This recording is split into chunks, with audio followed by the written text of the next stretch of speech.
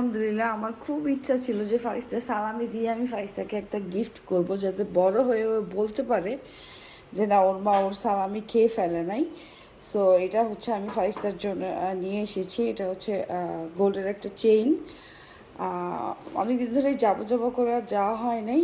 So এই তো ওর chain, এটা হচ্ছে ওর সালামি গিফট। এখন থেকে আমি চিন্তা করেছি যে ফারিস্তার যা সালামি পাবে ঈদে, ওগুলো দিয়ে আমি ফারিস্তাকে একটা একটা করে জিনিস কিনে দিব, যাতে ও বড় হয়ে বলতে পারে যে না, আমার আম্মু আমার সালামি খেয়ে ফেলে নাই, তাই না?